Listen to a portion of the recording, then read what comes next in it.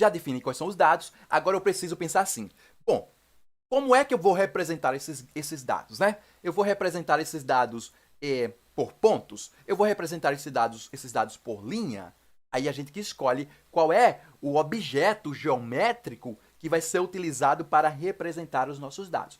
Como a gente vai estar fazendo um gráfico de regressão, né, que vai mostrar ali uma regressão linear, primeiro a gente põe o quê? Quem lembra? A gente coloca os pontos para representar a dispersão dos dados e em seguida a gente coloca a reta de regressão. É assim que a gente faz, certo? Então, agora a próxima camada vai ser a camada de pontos. Então, para isso, ó, eu vou adicionar uma nova camada. Para adicionar uma nova camada, a gente usa o sinal de adição. Então, aqui eu venho e coloco a função de UM_point. Aí você vai pensar, Marcel, você falou que a geometria, né, o objeto geométrico que vai representar os nossos dados, serão os pontos. Por isso que o nome da função é geom, que quer dizer geometria, né? E point, que são os pontos. Então, veja só, quando eu executar, vocês vão ver que agora nós temos aqui um gráfico de dispersão e vocês já conseguem ver que existe uma relação linear crescente entre a porcentagem de pobres e a taxa de analfabetismo. Observa que, à medida que os valores da taxa de analfabetismo crescem, né, a porcentagem de pobres acaba crescendo, indicando aí que é bem interessante a gente sempre estar investindo em educação, não é isso? Bom, então beleza, moçada. Tá aqui a primeira parte. Agora, vê só. O que é que a gente pode fazer aqui? Observa que depois do sinal de mais, eu coloquei essa função. Para ficar mais organizado, né, mais fácil de visualizar, a gente coloca aqui na linha de baixo. E aí o R vai entender que faz tudo, né, faz parte da mesma linha. Mas por uma questão de organização, a gente faz assim. Bom, moçada, agora vocês podem pensar, Marcel, que tal a gente começar a melhorar esse gráfico? Por exemplo, aumentar o tamanho dos pontos, modificar as cores, então é isso que a gente vai fazer. Para aumentar o tamanho dos pontos, pessoal, a gente vai utilizar um argumento chamado size. Size, né, se a gente traduzir aí, quer dizer tamanho. Então, eu vou colocar aqui ó, o argumento chamado size e vou indicar aqui que o tamanho ele vai ser de 2.3, tá? Vou colocar aqui ó, 2.3, tá um tamanho legal. Conseguem ver, tá aqui o tamanho. Bom, só que aí, pessoal, eu quero colorir esses pontos. Eu quero colorir tanto o contorno dos pontos como o interior dos pontos. Então, são duas cores que eu vou definir, a cor de contorno e a cor do interior.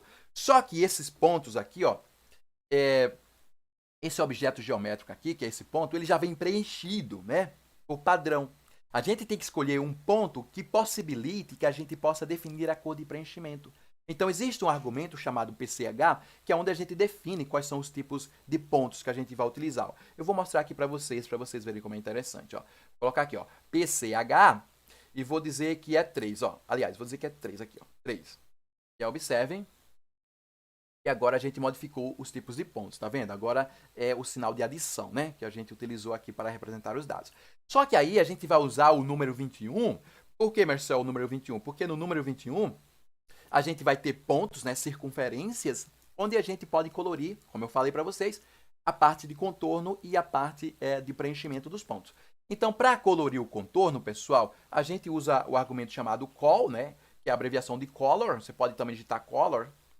E aqui você diz qual é a cor de contorno. Eu vou dizer que a cor de contorno é vermelho, tá? Então, vou colocar aqui, ó, vermelho.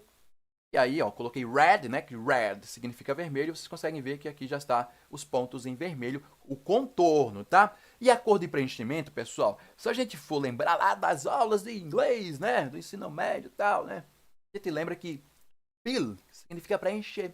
Então, a gente vai colocar aqui, ó, fill, que quer dizer preencher. Preencher o quê? Os pontos. Preencher os pontos com uma determinada cor que a gente vai definir. Então, vou colocar aqui, ó, que a cor vai ser blue, tá? Só para mostrar aqui para vocês, certo?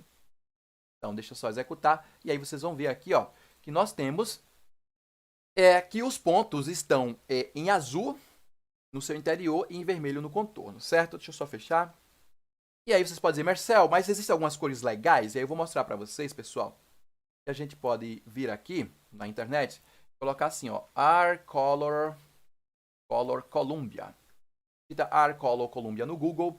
E aí, como primeiro resultado de busca, né, já vai aparecer aqui o PDF, que você vai clicar.